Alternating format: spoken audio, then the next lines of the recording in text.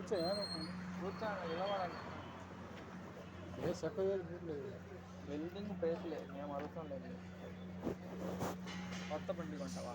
TVS ఎంత తెలుసా? ఎంత? సెకండ్ హ్యాండ్ కొంటా 10 ఏళ్ళకి వస్తుంది. 10 ఏళ్ళకి సెకండ్ హ్యాండ్. అది వాడు నీకు ముందు రాదు కదా, బాగా నేర్చుకో. అదో కొత్తగా అదో సంవత్సరం వాడి కింద ఉన్నా నటం లేదు. కొత్తది కింద కొనకొచ్చి కింద పడితే ఎట్టుంటుంది. అదే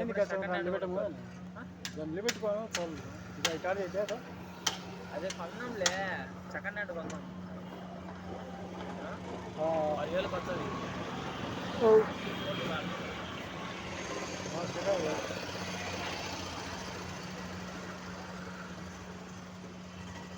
మెయింటెనెన్స్ తక్కువ ఉంటుంది. కొత్త బండి అయితే సర్వీసింగ్ చేయాలి, దాని మెయింటెనెన్స్ ఎక్కువ. అందుకే ఏదైనా కార్ అని ఏదైనా సార్ సెకండ్ హ్యాండ్ కొన్నాను. పాతది కాబట్టి రెండంతా ఇబ్బంది లేదు. అది కూడా ఒకేసారి ఆడికే పోతుంది. అర్థమైంది, అంగసేం పోతుంది.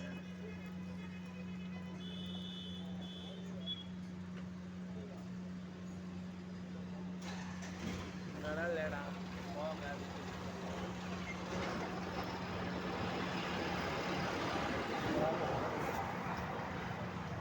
తెరిచి అయిపోతుంది.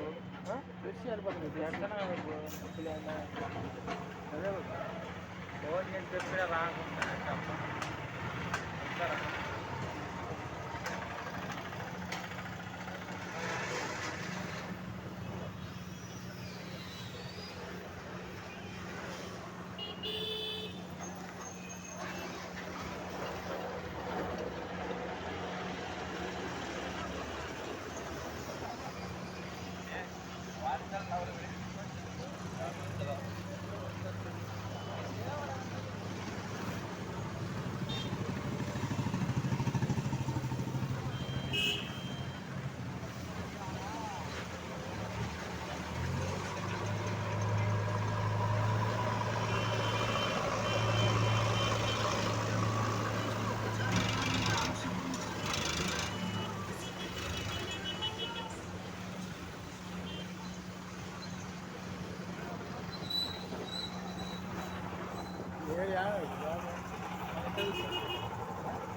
కంటుంటే బాగలేదు.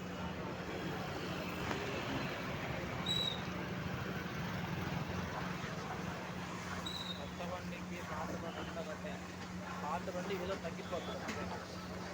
వాడతాం కాబట్టి తగ్గిపోతుంది విలువ. అంతే ఏముంది అట్లా.